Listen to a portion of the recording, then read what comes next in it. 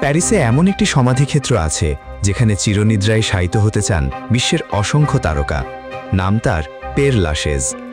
১১০ acre জুড়ে বিস্তৃত এই সমাধিক্ষেত্র শুধু প্যারিসের মধ্যে সবচেয়ে বড়ই নয়, বরং পৃথিবীর সবচেয়ে জনপ্রিয় সমাধিক্ষেত্রগুলোর একটি। এখানে ঘুমিয়ে আছেন সঙ্গীত, সাহিত্য, দর্শন আর চলচ্চিত্র জগতের কিংবদন্তিরা। তাই প্রতিদিনই অসংখ্য মানুষ এখানে আসেন তাদের প্রিয় আইডলদের প্রতি শ্রদ্ধা জানাতে। কেউ ফুল রেখে যান, কেউ কবরের পাশে দাঁড়িয়ে ছবি তোলেন, আবার কেউ নিঃশব্দে হাঁটেন শত বছরের পুরনো সমাধিগুলোর মাঝ দিয়ে। এই জায়গা ঘিরে আছে এক অদ্ভুত রোমান্টিকতা। কালো কোট, ভিন্টেজ পোশাক, হাতে সিগারেট, যেন পুরনো কোনো ইউরোপীয় সিনেমার দৃশ্য।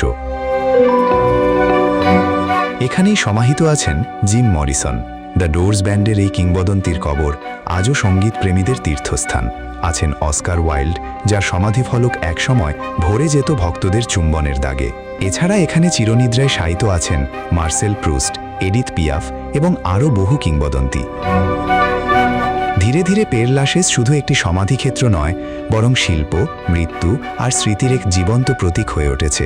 এমনকি বিশ্বের অনেক শিল্পী এখনও স্বপ্ন দেখেন মৃত্যুর পর যেন তাদের জায়গা হয় এই সমাধিক্ষেত্রেই।